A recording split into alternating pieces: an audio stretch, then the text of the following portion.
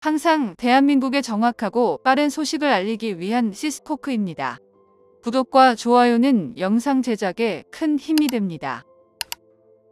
대한민국의 KF-21 전투기가 잘 나가도 너무 잘 나가나 봅니다.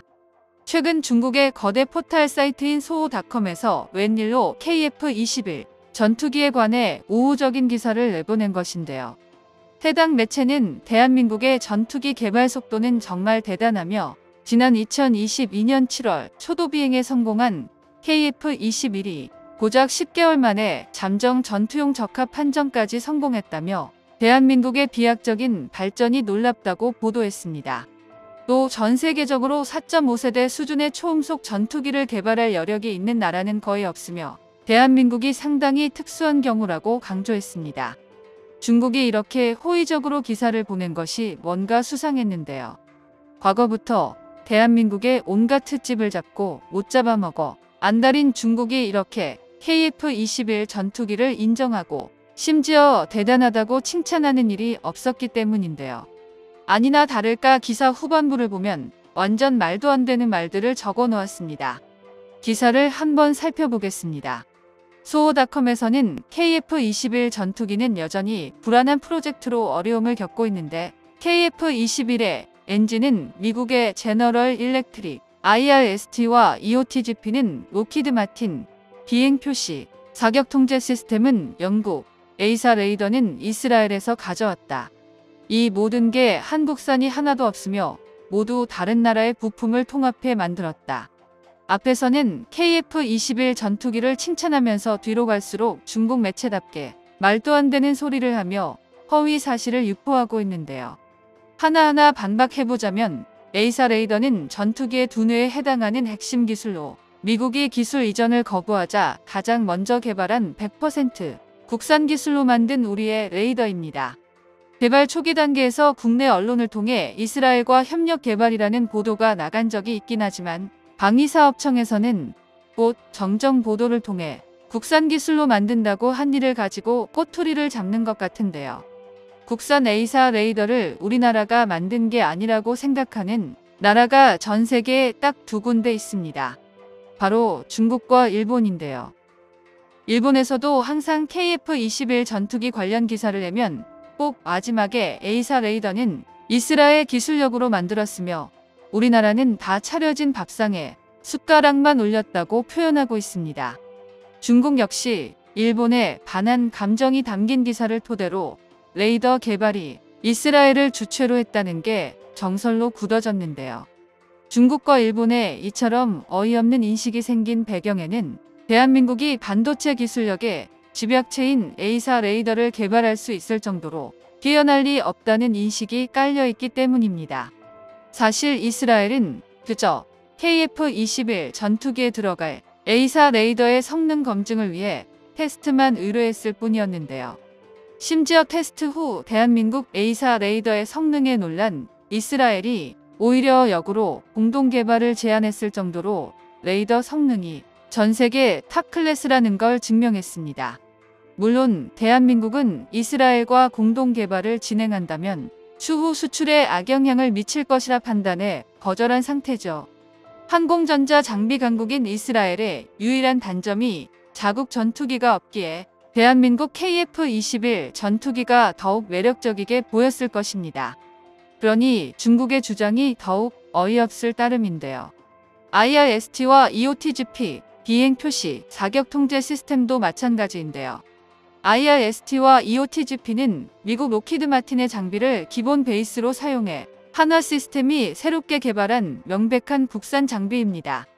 적외선 에너지를 이용해 위협 표적을 탐지 및 추적하고 관련 추적 정보를 제공하는 역할에 IRST는 이미 함정 방어를 위해 체계 개발을 완료한 상태였고 이 기술을 바탕으로 핵심 기술까지 확보할 수 있었던 건데요. 반면 EOTGP는 전투기의 무장을 타격 직전까지 정밀 유도하는 장비로서 이 역시 한화 시스템과 국방과학연구소가 피나는 노력 끝에 개발한 국산 장비입니다. 또 중국에서 영국이 제공했다고 주장하는 비행 표시, 사격 통제 시스템이란 결국 비행에 필요한 각종 영상과 정보를 다기능 디스플레이 HUD 등에 송출하고 무장 연산이나 사격 통제, 시스템 제어 연동 기능 등을 지원하는 역할의 임무 컴퓨터를 말하는 건데요.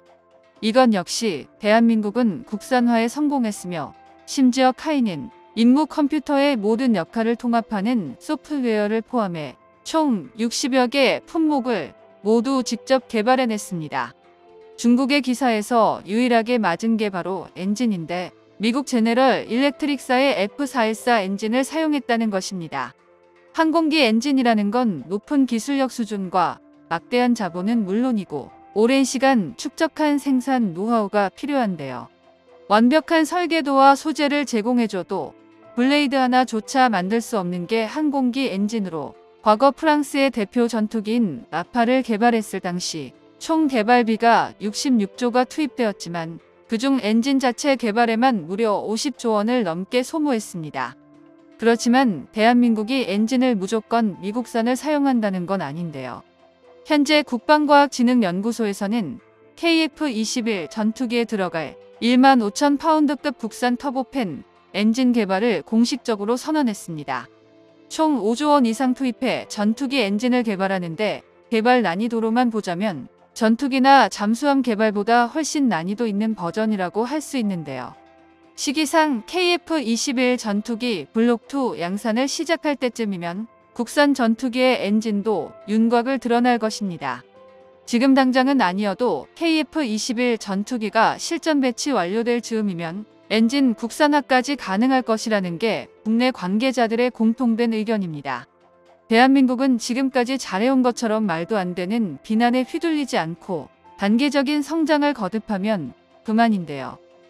사실 중국도 자신들의 주장이 억지 떼쓰기에 지나지 않는다는 걸 모르지 않을 것입니다. 중국이 의도적으로 KF-21 전투기를 깎아내리는 건 바로 중국 전투기 FC-31 때문인데요. 중국이 자국의 전투기 기술력의 정점이라고 홍보하는 5세대 스텔스기 FC-31은 미국의 F-35를 견제하기 위해 개발되었습니다. 그러나 2012년 초도 비행을 시작한 지 11년이나 지났음에도 여전히 FC-31은 실전 배치에 실패했는데요. FC-31은 미국의 F-35 설계 자료를 해킹해서 주입과 수직 미, 에어 인테이크, 레이더 돔 등 대부분의 설계 구조를 그대로 베껴 만든 전투기입니다. 거기다 러시아의 전투기 기술력을 훔쳐서 만들었기에 기본 베이스가 부족한 게 현실인데요. FC-31이야말로 충분한 기술 숙련도 없이 무작정 전투기부터 만들면 어떤 일이 벌어지는지 가장 잘 보여주는 사례입니다. 그렇게 대한민국의 KF-21 전투기가 개발을 마치고 양산 준비에 들어가자 온갖 거짓말을 하고 비판하며 인정하지 않고 있는데요.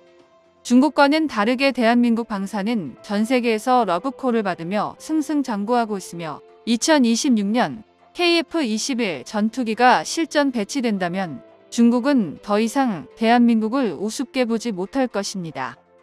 정보가 도움되셨다면 구독과 좋아요 부탁드립니다. 이상 시스코크입니다.